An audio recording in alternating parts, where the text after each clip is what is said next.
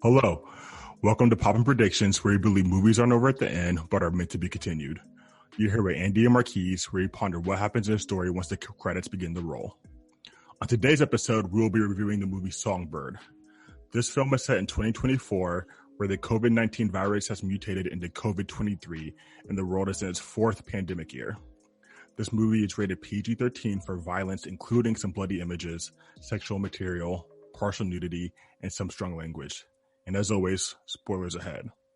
So Andy, you want to tell us what this film's about? Yeah, so first off, just letting y'all know you can find this movie on Hulu if you are super curious. It's a Hulu exclusive. But this movie takes off. It's like Marquise said, it's 2 or 3 years in the future. COVID has a super high mortality rate. I think it was like 56%. Wiped out a huge portion of the population, and everyone's living in lockdown. And so there's like two different sets of it's like almost like a two-class state where you have like the immune people who are called munies, really creative name, and you got the people who aren't able to combat COVID, and they just kind of live in their houses. And so it follows Nico, who's a courier, and he's kind of like delivering packages to other people, and usually it's only the rich people that are ordering packages nowadays because no one can really work in this environment. And so something that's really important is that if you're immune, you can get this immune bracelet, and that's how people can tell that you're immune and that you're safe and that you're able to kind of travel around the town. But if you don't have the bracelet, then you basically have to live in 24-hour lockdown. And so during one of his deliveries, he meets a girl named Sara, and they kind of have like this love story. And so Sara lives with her grandmother, referred to as Lita. And something important to know about this strain of COVID is that this strain of COVID is airborne. So if basically every time that you go into the house, before you go into the house, you have to burn your clothes, or else you can get your family members sick. And so the kind of like super quick rundown of this movie is that, Nico is immune, but Sara is not, or so we think, throughout the entire movie. But they're still trying to get bracelets because Lita gets sick and eventually dies. And the Department of Sanitation is now the overarching government body that is taking care of people, and if they're sick, they go to this place called the Q Zone. And so Nico is on a quest to get Sara a immune bracelet, so this way they can escape and have a great life together. And so it's just a really interesting plot, really cool ideas. I'm not super sure if they executed it super great, but it was a pretty cool idea. How do you feel about this movie, Marquise? That's a difficult thing. Okay, so watching this movie with you. Okay, I just want to say this first of all. Anyone who's dealing with like super bad anxiety over the pandemic, which is obviously a lot of people, this might not be the film for you. And like if even just kind of like hearing about this stuff, I know you probably already heard a few, but like even like hearing about like the possibilities of how bad a pandemic could get will like spark up those feelings. This might just not be the episode for you to listen to. This is like the most intense lockdown I've seen, because like literally if you were not immune, you weren't allowed to leave. And because it was airborne, like it was almost kind of inconsistent in this film, but because it's airborne, like if you leave your house, you can get sick. Yeah, well, I think it's just that like it's not even that just because it's airborne. I think it's just the mortality rate is so high.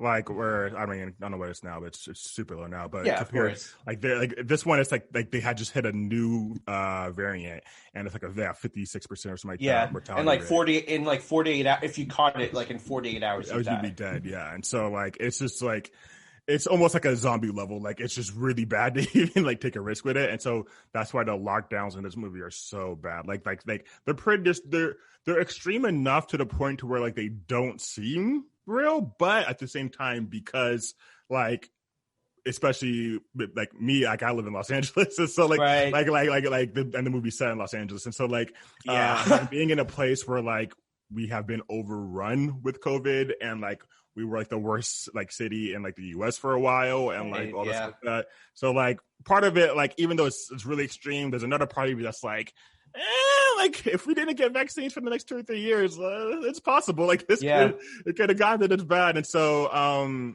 so that's, first of all, just a warning for everybody. Yeah. But how I felt about the film, I thought the film was a creative, good idea.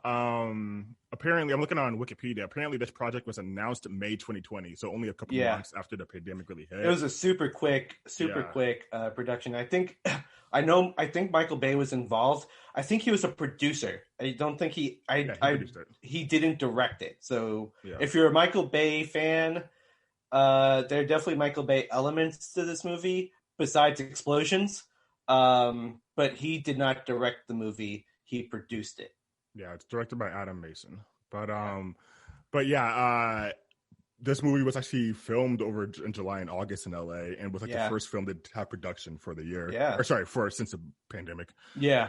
But the film in general, I thought the first half of the film was really good, actually. To be honest, I love the setting. I love how they set up the world, the environment, particularly because everyone wants to see, okay, so like different states are in different like lockdowns and like this and that. So like I was so curious of like how they're gonna do it, and they set up the world really well. Like every time someone gets a package delivered, there's like a little UV light thing. Yeah, it has to get sanitized. It has to get sanitized first. You have people all communicating through phones and screens, and like that's what felt so real to me. It was like, oh yeah, like I communicate with most of my friends now through screens, not in person. You don't say. as we're recording this podcast over Zoom. So it's just like part of it like felt very real, of like people also developing really intimate relations. Like just talking to like, the two main characters in this film, they're just talking to each other like on their phones, and like they're like laying in bed, they're like watching the movie night, watching movie nights on their phones. So like it's just like all this is like, man, like this seems super legit, just the kind of whole vibe they're setting with it. And so that was really good. And there's even like some really kind of like sweet scenes, and you start to kind of like really care about the characters and what's going on with all of them. So it really created a really good setting, and I thought it did really well at that. What I didn't like is, as the movie continues, they're trying to, obviously that's where the holes start coming in. They have to fulfill a plot. They can't just create a setting. And so they're trying to fulfill like this plot, which kind of just turns into a classic like action film in a way, where time's running out, and the guy has to like get this here to save the girl real quick before the time runs out. And like I don't know, it becomes a very, very, very, very typical like action/thriller film that like you could literally guess what's going to happen at every moment for like the past like 30 minutes of the last 30-40 minutes of the film, I would say. And there was like nothing interesting at that point. It just became a normal basic film and kind of went nowhere.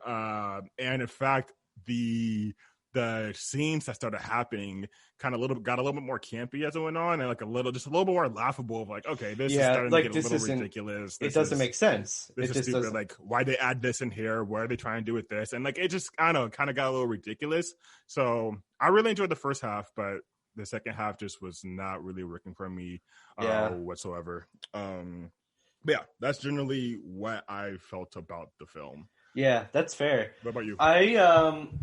It's funny, when I watched it with you, I didn't hate it at first.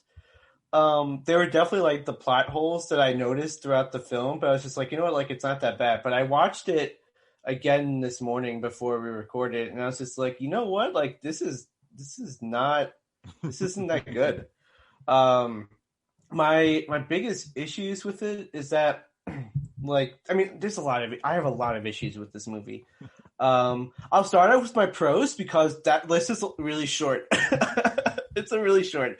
I like that this movie gave people jobs during a pandemic when they did when jobs weren't available. Oh, So poor people actors. What are they gonna do? right? Well, I think of like the crew, like the people that that's actually fair, like had that's to fair. like do like had to actually help the actors and actresses like do their job. Like, these people, they were able to have a job, for a little bit, but like other than that, like it just like the acting was kind of weird. It like the dialogue was sort of weird.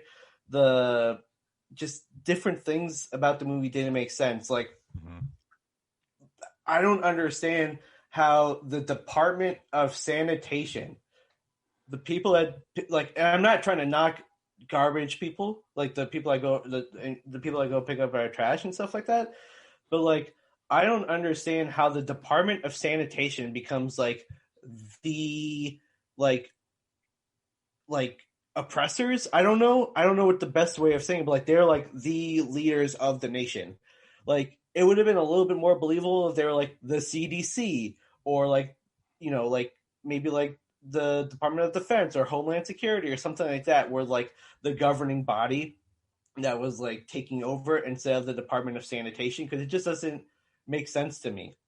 Also, when they're like talking about how it's airborne now, like it doesn't make sense just with how the actors were doing and how they were walking around and how they're communicating. Like, it doesn't make sense how Lita got sick in the first place. Like, there was no real indicator as to how she got sick. She just was fine one day. Well, the guess. So when she first it starts with the neighbor getting sick, and when the neighbor gets sick, the bad guy, Emmett, he goes to Sarah and he's like, "Hey, so have you been, maybe hanging out with your neighbor, getting a drink, any this?" So like, there's kind of a hint that like, well, the neighbor caught it and like they could have, there's no hint that they actually hung out with the neighbor, but like just by being in such close proximity, like obviously just being next door. And if there was any chance that Sarah or her grandmother did leave the house, then like obviously that's where the possibility comes up. So they don't tell you like for sure this is how it came in, but like they do give like a plausibility. Yeah. I mean, yeah, but it just seems like we have similar issues with like other movies in the past that like it leaves a lot of assumption. Like you have to assume that at some point Lita just left the house, because in my mind, like they're in a 24-hour lockdown. It's like it's become the norm that you don't leave your house. Mm-hmm. And so it's a lot of assumption for me to say that, okay, Lita left the house for whatever reason. Mm-hmm. Like there's no, like if it was like, if there was like, even if there was a line that was like, oh, she has to go to the grocery store or something, like if there was any sort of excuse, I would have been like, oh, okay, like that's how she got like these people literally aren't even living. But like they have like literally no reason to leave the house. Yeah. And so like, how did she get it? And also it just like, if it's airborne, I don't think they're doing a good enough job of like insulating their house, like from preventing the air from like getting through the crevices from like the door and stuff. Like I know it's like overthinking it. I know it's like that's a bizarre take, but like if I'm thinking like if it's airborne and it can kind of creak through the doors, then like you're not doing a good job of making sure that COVID can't get into your place. And then I think that at the end of the movie, like finding out that Sarah was immune the whole time was just like a way to kind of like make this movie make sense. Yeah, because like 100%. there was no reason, and like is that Dozier and May's storyline really don't make sense and don't need to be part of the movie. Like they just wasn't there, and so.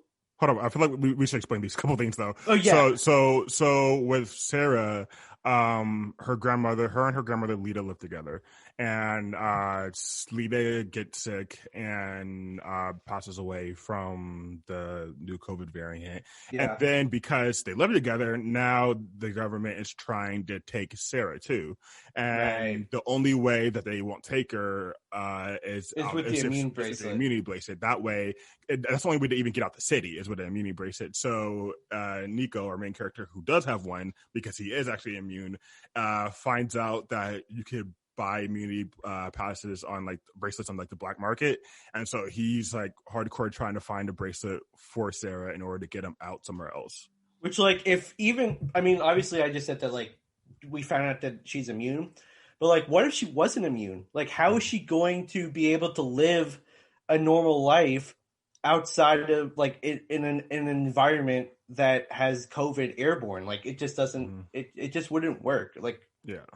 so. Because he didn't know she was immune. Like, Yeah, nobody. I literally like, figured out last second that. Yeah, it was like the last, like, it was like in order for her to escape the Department of Sanitation, she had to, like, put on a suit, and then they found her, and then they took off the suit, but she didn't die. And that's when, like, the director of the department was like, actually, like, you're immune. Like, that's how we can tell. Like, if you would have been sick by now if, like, you weren't immune, you know? Exactly. Plus her grandmother, like, she never got it. That's what that's how it was that her grandmother got sick and she never had any symptoms. Yeah, so and she was, like, right next to her. She was, like, with her the whole time. And so and then May, how would you describe May's character? May, because I don't know how to describe her. May, so from watching it, I didn't understand her character the first time, but the second time I watched it, I was able to understand. So May is a character. She was I think she was a character that before COVID hit, she was, like, trying to become famous. And actually, we didn't really talk too much about this family, but there's the Griffin family. So there's Piper Griffin, who's the wife and mother of Emma Griffin, Emma Griffin is, like, has an autoimmune disease. And so Piper is, like, her caregiver. And then there's William Griffin, who's kind of like I would say he's kind of like the ringleader of the black market trade. And so William kind of promised May, like, a career and, like, helped her be successful. And so, like, that was how she moved out to LA, was on the promise of, like, having a successful career. But then COVID hit. And so then she was just like, well, I guess I'm going to be a singer-songwriter, like, on the internet and stuff like that. And so then Dozier, who works for Lester, there's this company called Lester Gets, which is, like, the Amazon of this world. Like, Dozier works for Lester, and he's, like, a military veteran. And, like, he has a relationship with May, which that relationship just doesn't make sense altogether, at all to me. But yeah, that's May's character. She's a singer-songwriter that is kind of peer pressured by William to do sexual acts. Yeah. That's why I was very confused at first. She was, like, a cam girl, because, like, she was talking with these other guys through her webcam and stuff like that, and, like, she would, like, sing them songs and all this other stuff like that. But yeah, when it comes to William, it was, like, sexual acts. And, like, there's even a scene where he finds a way to sneak out and meet her in person, and she's, like, about to give him, like, a lap dance or whatever, and he goes to, like, to kiss her, like, without a mask, like, just straight up kiss her, and it's, like, the most, like, cringy for like, sure, because he's like I don't want this, and he takes off her mask. He takes off her mask, and then, like, he takes off, like, her mask, and then he takes off, like, her underwear and stuff like that, and he goes, I want you, and, like, he starts kissing her, and her eyes are just, like, wide open, like, while he's kissing her, and I'm just like, this is super uncomfortable right here. I don't know if I should be watching this. Like, should I? I used to be a mandated reporter. Like, should I be reporting this? Like what's going on here? Like, this is just super uncomfortable. And I think, like, it was such a cool premise. I think something else that just really bothers me about this movie is that, like, it definitely took advantage, in my opinion, of the COVID-19 virus in order to make this movie, because, like, I don't know, I feel like you could have made up any disease. I don't think this movie, like, really made me it didn't really give me COVID vibes. Like, they called it COVID-23, but, like, there was really nothing to make me think that this was COVID. It could have been any disease. And, like, that's definitely one of the biggest faults of this movie, was that they made COVID out to be like I said, that's what I said earlier. Like this almost could have been like a zombie flick, with almost how they were describing it, with like just this airborne disease that's taking on everybody immediately. Whereas like that's not really the reality we're living in. Like we live in a much different one. And I understand that this was like taking it to the extreme, but like for the like a big part of our COVID experience is social distancing. Yeah, and exactly. Social distancing is non-existent in this movie because it doesn't. They make a couple of jokes. They make like a couple of like references and stuff like that to social distancing. Yeah. Like there's like a couple of times where like when they introduced Nico, there's like a YouTuber that's like talking over everything, and they're describing the Munies. Quote unquote, and like how like they have to be isolated from their families. Like this is the ultimate sign of social distancing because they can't even interact with their family members. And I'm like, okay, like, but like you don't see the people like being like 6 feet from another because like it's airborne, so like it doesn't really matter. Like like you just can't be anywhere except your house. So like whereas that was like I feel like the like mask and social distancing was like a really big part for people's normal lives and COVID, and so. I thought that was just kind of weird. So like, yeah, they made COVID to be like, I don't want to say bigger than it because that feels like I'm now underestimating COVID, but like they made it out to be like this really, really hyper, super deadly, super bad disease that doesn't really even resemble COVID in any way anymore. Like the biggest thing was like the lockdowns. That was like how they were really trying to like play off of it. But like, and they didn't even really talk. They didn't really even talk about the Q zone that much. They were just like, this is. Just they talked about it. They didn't show it. They talked about it briefly. They're like, this is the Q zone. This is where we send all the sick people. But like, and they did like an overarching shot. Basically, the Q zone, if you're curious, it basically looked like a concentration camp. Like that's just what it was. Like that's how it looked like, at least from my perspective.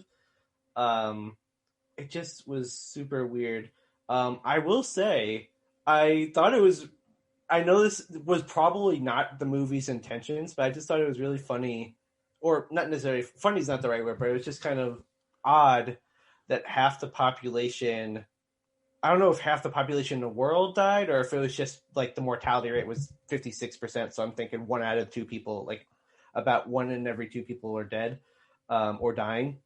Like that just makes me think of people who like are for wearing masks versus against wearing masks. Like you just like have like maybe the people that are dying are the people that are just like, yeah, no, I don't want to adapt to these social distancing and these new policies, so I'm just not going to wear a mask, and then they end up dying because they didn't take care of themselves and others. Yeah, no, it's this whole thing was just strange, but.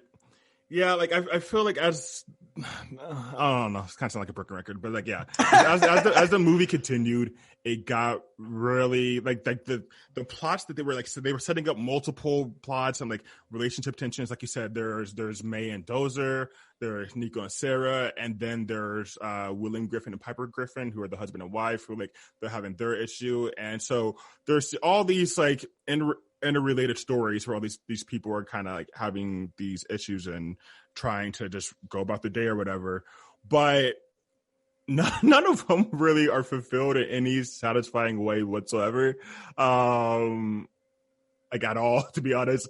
And I feel like the end with Nico and Sara was just the most unsatisfying, because at the beginning there's one scene, and it's actually the scene on the cover of the movie. There's a scene where Nico and Sara are sitting on opposite sides of the door of her apartment door, and they're both just kind of like talking through the door to each other. It's just they obviously can't like physically get close to each other, so it's like talking through the door, and like it's like a really emotional moment. I actually really like that scene. It's probably my favorite scene. That was probably my favorite scene of the movie. It's a very beautiful scene. It's very emotional, and like you could tell how bad these people just want to even give each other just a hug, like just be close to each other. Yeah, but like there's this thing that's constantly being a barrier between them, and so they're just like they're just sitting there talking about like, you know, how they love each other and want to be there for each other.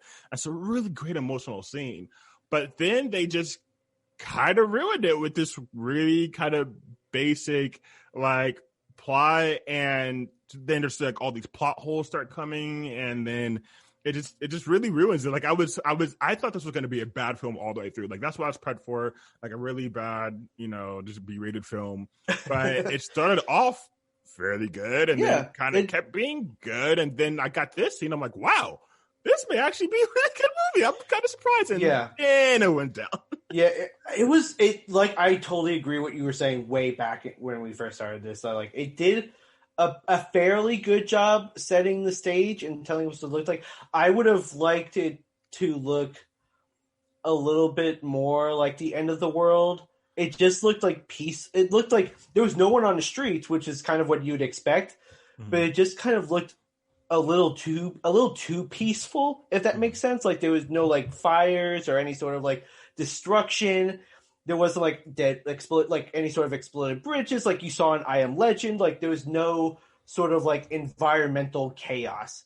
It was just like there was no one on the streets and there's no one on the sidewalks and it's just like completely empty. So like you knew that it wiped out the population, but like you didn't really see like any sort of chaos. And like I feel like if with how people are responding to our like real life COVID-19 response, if there was any sort of like martial law-esque COVID-23 lockdowns, that you'd see a bunch of certain types of people marching in the streets saying that they're taking away our rights, and like you'd see like a whole bunch of people getting angry and stuff like that. And I never got that impression.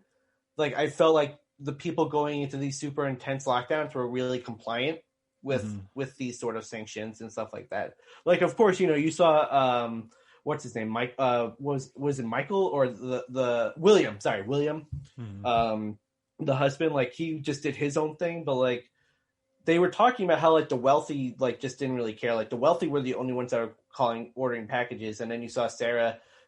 She seems to be sort of lower class, like lower socioeconomic class, and so she was taking it seriously. And so, like, that's sort of similar, I guess. Like, there are the people that take it seriously and the people that don't take it seriously. But like, you would expect in a movie that had super strict lockdowns like this that there'd be some sort of resistance, especially when there's like this super mysterious Q zone that like you never really hear much about throughout the movie, and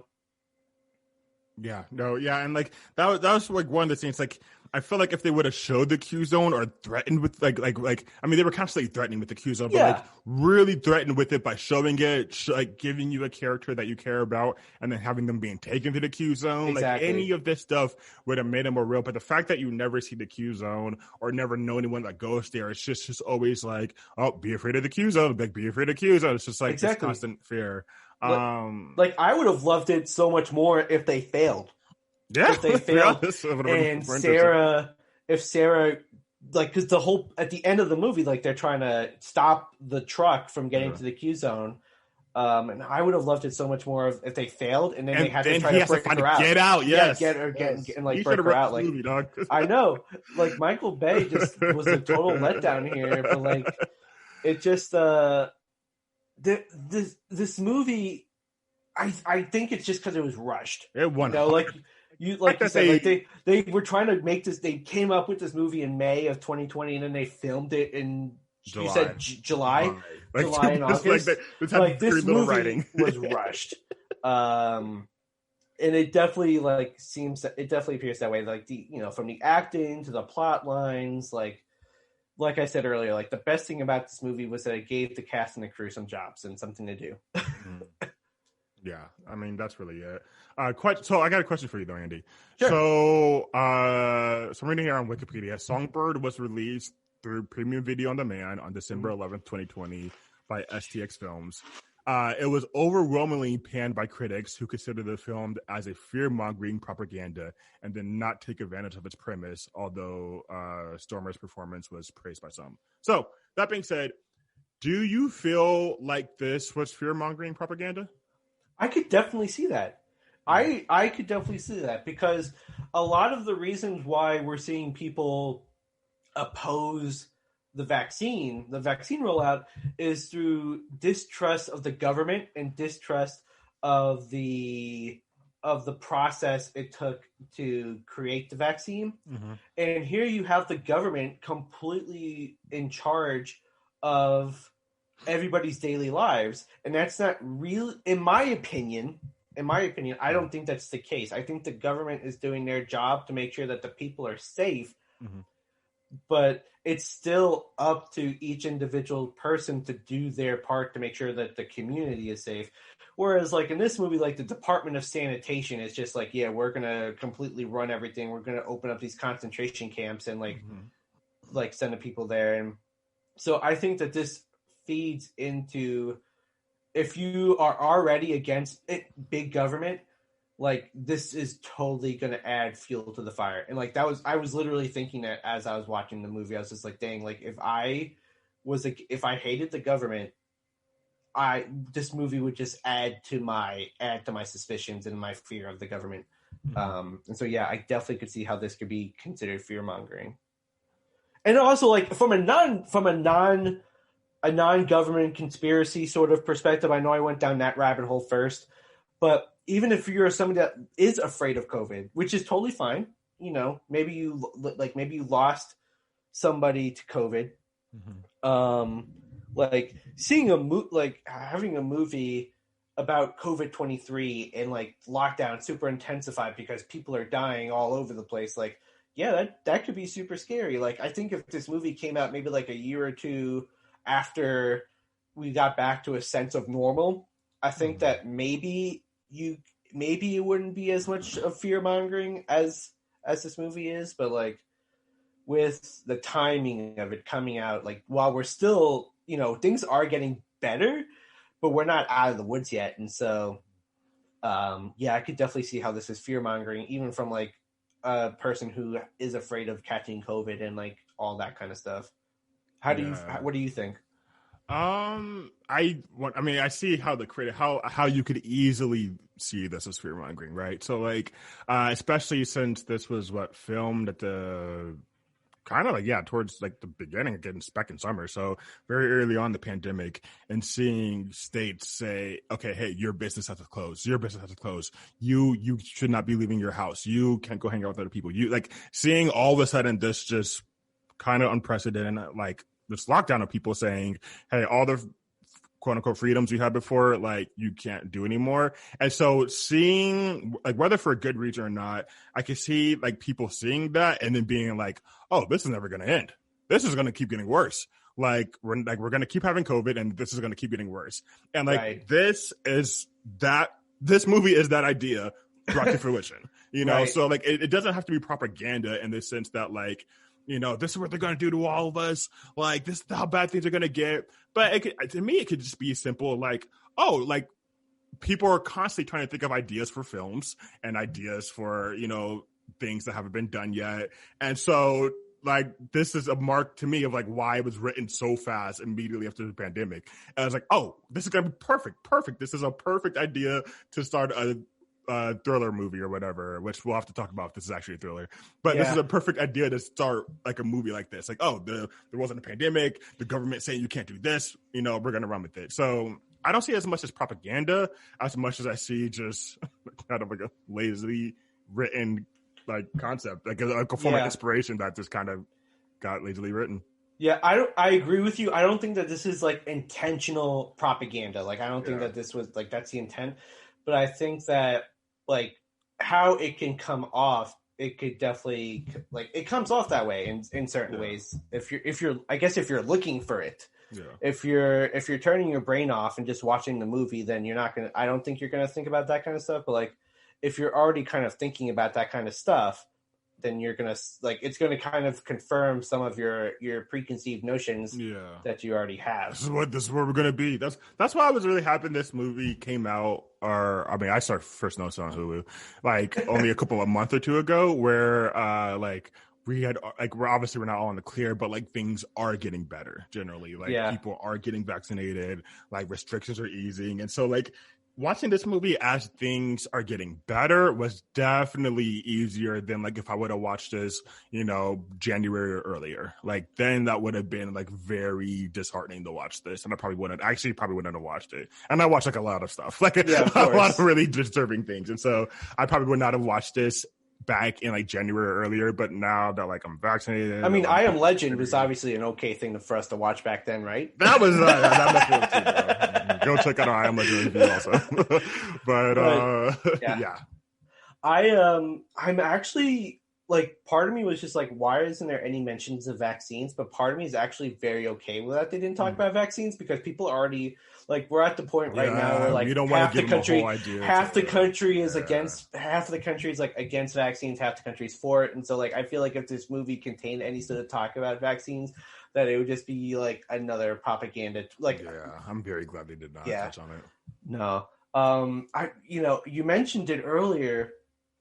The movie description is that they classify this as a thriller. Mm-hmm. After watching it, where would you put this movie? Because I don't think it's a thriller, like, at all. Yeah, so I could see how this was meant to be a thriller in the second half of the film, where I call it just more of an action film, because there's a race against time, right? So so there's pressure on the character, right? So there's pressure on the character of he has only like maybe like an hour, a couple hours to get this immunity bracelet for Sara. And so Nico's like running around trying to get the bracelet. There's armed guards trying to stop him. He has to like break into the Griffin house, and then like they're worried, so like they need to figure out who sold him out on the black market, and like they're trying to get him killed, and he's set up, and like there's just all these like things that are like, oh no, what's gonna happen, that like it's supposed to be instilling that feeling in you.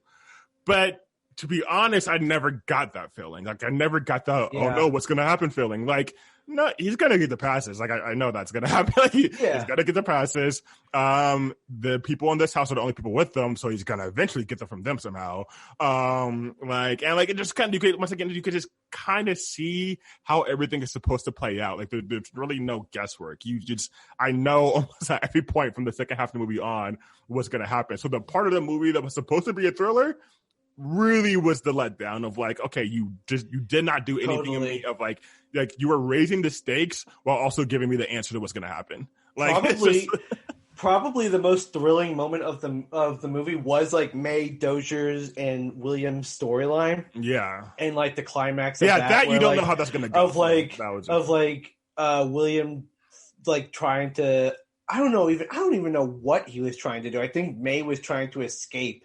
And yes, that's what it was. May was trying to escape, and William's like, "You can't do that." And Dozier, with his drone, is like, "Don't worry, I'm going to use my drone to take him out." And he like snipes him from his drone, and he's like, "Mission complete. We're going home, boys." I know, right? Like... You just see the blood splatter on the car. May's screaming, and he's like, "Tango down!" And I'm like, "Whoa!" Oh gosh, you got some Call of Duty vibes going on. Yeah, like this drone doing some sniping. No scoped over there. It was a little much. But it was a little much. So like that was thrilling, but like this is like, I was talking about this movie earlier with my mom, and I was just like, this is like sort of like a romance movie, because like if like that's really the only real solid enough plot line. Like there's plot holes within that plot line, but like Nico trying to get Sara to escape and like helping her out, like that's the only real one that matters, and like their love story is really important. Yeah. So like I was actually talking to my mom about this morning too. Actually, my gosh. She said she did not watch this film, but she was saying to me about how she heard it was kind of like a Romeo and Juliet storyline, and I was just like, I low key was thinking that. I low key was thinking. Also, that, like, Mother's Day. Shout out. Right. Mom, I love you. Thank you very much. We're filming this we're recording this on Mother's Day, so happy Mother's Day to all your mothers, all the moms, all the fur moms as well, all that good stuff. But so it kind of just the part that's supposed to be the thriller really was just the romance part, and I don't know. I just felt like this movie really just did not know where it was going. And you could, I mean, obviously, because they brought, what's her name? Sophia Carson on like the first, her first day was the start of filming. So like, who knows how much time she actually had time to prepare for her actual role. Like one day before filming started. Sorry, one day before. Either way, incredibly fast. And like to be, it's kind of like a catch-22 where this movie would have benefited from having more time to write, having, more this, more that, whatever. But at the same part of the time, draw to the movie because it's like a COVID movie during COVID. And think about it, during this time, no one had any idea how long COVID was going to last. Yeah. Back then, Trump was like, it's only going to be a month, but he's totally done with this. A year later, here we are. So like no one, I mean, people, I guess, but no one really knew how long this was going to last. And so, I mean, the making of this movie could have been a thriller. Exactly. They would have been under pressure. We got to get this film done in time, So how The Room had a disaster artist, had the movie disaster artist. There needs to be like a disaster artist for that would this actually movie. be pretty dope. Not because I wouldn't put this movie on the same level as The Room for those who've seen The Room. Mm-hmm. And for those of you who haven't, if you love bad movies, watch The Room. If you hate bad movies, don't watch it. That's just the best way I can. It's trash. I'm sticking with it. But anyway, they made this movie called The Disaster Artist, which has James and Dave Franco, and it's basically about the making of the movie and how Tom and the other person met. And so it would be really cool to see that sort of film for this, because The Disaster Artist was a comedy, it was meant to be a comedy, but also based off a real story. Mm-hmm. So it'd be cool to see something like that for this movie, because it was bad. This movie's there's no way around it. This movie's just bad. Wait, but before we start judging this movie and giving it ratings, we got to do our predictions. We got to do it. The kind of name of this. We got to do the second half of our name. You were telling me that you had already an idea. So yeah, I know that when we first watched it, you had an idea, so we could bounce back. But my idea is that we just the second movie of this is they completely scrap the whole cast. It's a completely new. It's a completely new thing. It's nobody, because so how this movie ends, I know we've talked about this a little bit, but I'm going to give the rundown of how this movie ends. So, the Department of Sanitation has Sara in their custody and they're taking her to the Q zone.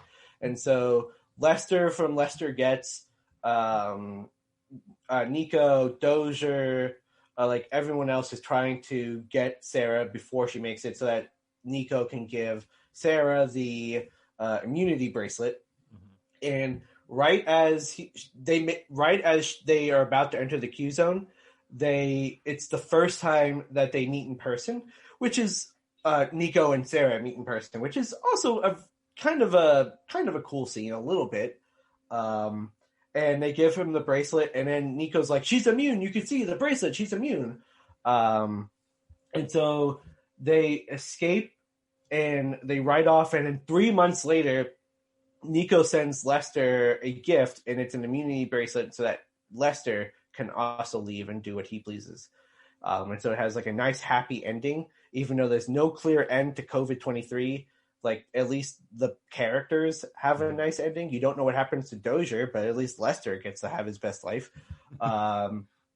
So I think that Songbird 2 is a completely different story. I think that instead of following along from the outside of the Q zone, mm-hmm. that you are within a family within the Q zone. And I would, yes, I think that you're inside the Q zone with this family, and it's with a group of people that is trying to unite the people within the Q zone to try to escape from it, and maybe even do a resistance sort of thing, to be against the Department of Sanitation. So you have this resistance group versus the Department of Sanitation in order for them to escape and try to get out of there, because I can imagine that the conditions inside the Q zone is not ideal, mm-hmm. and who knows what they're actually doing inside there. So that's kind of what I'm thinking, is that it follows a whole different set of people trying to escape the Q zone and sort of build a resistance against the Department of Sanitation. I love it. I like that more than my original idea. So I think that would be a perfect sequel for this, because that gives you a perfect reason to just scrap the cast, because you're not focusing on different people. I will say this: if if people thought this movie was propaganda, they will definitely think that your movie is, because you're taking a stand against the government and stirring a rebellion against those who are trying to lock you down. Like, they will definitely think you're just propaganda. Listen, I just want to know what's going on inside that Q zone. Like, it's giving me hardcore concentration vibes. I think it's legit. I think that's legit, because that's how they describe it. Like, that's how they describe the Q zone. Like, it seems like a place where people go to die. Like you don't have people coming back from it. They've got armed guards surrounding the place. Mm-hmm. It's just, and they, like, everyone is living in super close proximity to each other. It seems like they're really, like, when they do that, like, overarching shot on the camp, like, it literally looks like they're living, like, not like I keep saying literally, but like it seems like they're like living on top of each other. Like, they have very little space. And so, like, I could just see how, like, people are probably really frustrated that they're not getting the medical attention that they need, because I don't get the impression that they're getting any medical care. I think that they're just there to die. And instead, they need to maybe break out and try to get to a hospital or something. Yeah. No. I could see. So okay. So they're in the Q zone, and everything they do is ran by the government, right? So, like, obviously they can't even leave this location. They're getting very limited, crappy food or whatever. They're like, living like rats, like on top of each other and whatnot. Like, everything is just like horrible, right? And so what they want is the exact opposite of this. So not only do they kind of create a resistance and get leaders and whatnot, and then do a rebellion against the government, right? And of course there's bloodshed, people on both sides are dying, like, but eventually I think the munis get involved. Like, I think that this gets, like, the munis start helping them out. I think it gets media attention, and the munis are like, this actually is not right. Yeah, this is not okay. So the munis do what they can to help get involved, right? And they ended up like breaking free and creating their own. What I would love how to continue is breaking free and actually creating their own society that's almost the exact opposite. So almost this completely libertarian, almost like society where it's just like no government role. We will do whatever we want. We'll create what we want, right? And but I mean, you could almost continue to a third movie off that, of how, like, just having the opposite of what you were experiencing before, like, won't lead to, like, a better life necessarily, and how, like, dividing from Los Angeles, dividing from, like, the state or whatever to create their own little community, like, ends up, like, turning in on itself too. But that's like a whole another further thing. The main part would obviously be them creating the resistance and breaking out of the Q zone. I mean, obviously, if we're gonna do this, like, I would. This is how I hate to do this, because, like, actually, no, I'd love to do this. This is basically, like, I'm going to turn this into I Am Legend, but, like, from the people's perspective instead of from Neville's perspective, in that, like, they are trying to, like, the people are trying to create a vaccine, and then by making the vaccine, they actually, like, this is where the real propaganda comes in. That by making the vaccine and everyone getting the vaccines that they need, that's when they turn into the actual zombies. Yeah, their DNA gets altered. That's how vaccines work, right? They get their DNA altered, and then they all change into zombies. Oh goodness, yeah. We could go this, so many This ways. podcast is now officially going to get taken down because I'm relaying false information. You don't actually, your DNA does not, disclaimer, your DNA does not get altered by vaccines. That's literally not how they work, and specifically not how the COVID-19 vaccine is. Like, I'm going to state first off, we are not medical professionals. That's also true. Do not take anything we say seriously. Definitely want to reiterate, we are not medical professionals. Take zero, and I mean absolutely zero medical advice from us. That's about it. Perfect. But yeah, so all right, Andy, our scaling system. Okay. Yeah, of course. So if you're new here, welcome. We use a popcorn rating scale, and so if we give a movie a small bucket, that means we're giving it like a 1 to 3 out of 10. So, like, skip this movie. It's totally fine. If we give it a medium, think of it as like a 4 to 6. Like, put it on your watch list. It's worth the watch, but put it towards the bottom. If we give it a large bucket, think of like a 7 to 9. Like, definitely have it higher up on your watch list. Like, it's definitely something that you need to see. And if we give it a big bucket, pew pew pew, huge sound effects here. Stop what you're doing right now. Put this movie on. Like, you need to see it. And so, before I watched it a second time, I was going to come in here and give it a medium. Because with a medium, no butter, no fixins, like the lowest of mediums you can get. Because at the time I thought like I could oversee the plot holes, but after watching it a second time, I haven't done this in a while, but I'm going to give it a small. I'm going to give it a high small. It wasn't, I know we've been kind of trashing this movie, and I think it does deserve the criticism, but it wasn't like the worst movie in the world. It just wasn't good. It just like was not a good movie. Like the plot was really janky. Like there's things that it's like I can't fully believe, and so I wouldn't necessarily say you need to go watch this movie. Like if you're like doing chores around the house and want something playing in the background, this would probably be a pretty good movie because you're not missing a whole lot. Like there's a few plot details that you need to pay attention to, but like other than that, like you don't need to watch it all.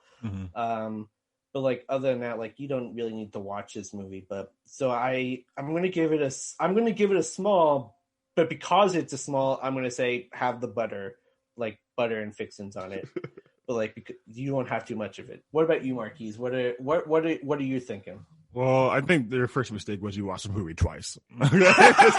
This movie we watched it a while ago, so that's part of it was just like getting reminding myself of like what actually happened in this movie. This movie was not meant to be watched twice. This definitely was not meant to be watched. You're 100% right. Do not watch this movie more than once. So as a one timer who has only seen this movie once, I will give it, I would say, medium with butter, actually. Okay.